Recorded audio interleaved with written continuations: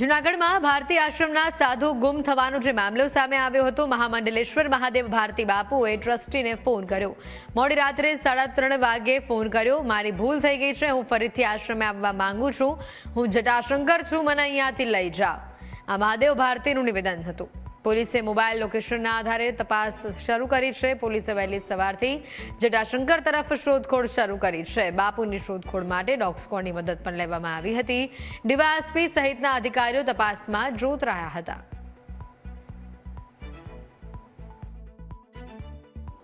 મહાદેવ ભારતી બાપુ આશ્રમમાંથી ગુમ થયા અને તેના જે સીસીટીવી મળી આવ્યા અને તે જ દિશામાં પોલીસે છે એ તપાસ હાથ ધરી છે। હાલ ડોગ સ્ક્વોડની જે મદદ છે એ લેવામાં આવી રહી છે અને જે રીતે પ્રેરણાધામ તરફ જતા રસ્તેથી બાદમાં અંદર તરફ જે જંગલ વિસ્તાર છે એ જંગલ વિસ્તાર તરફ જે ડોગ છે એ ગયો છે, એટલે તેની જ પાછળ પોલીસ પણ છે એ સમગ્ર કાફલો છે એ હાલ અંદર આ જ એ વિસ્તાર છે જંગલ વિસ્તાર કે જ્યાં જે છે એ પોલીસ અને ડોગ સ્ક્વોડની મદદથી તપાસ છે એ હાથ ધરવામાં આવી છે અને સમગ્ર મામલે પોલીસ દ્વારા જે તપાસ છે તે જ કરવામાં આવી હતી અને સીસીટીવીમાં જે રીતે જે દિશામાં તરફ જે મહાદેવ ભારતી બાપુ ગયા હતા તે જ દિશામાં હવે ડોગ સ્ક્વોડની મદદથી તપાસ છે તે હાથ ધરવામાં આવી છે।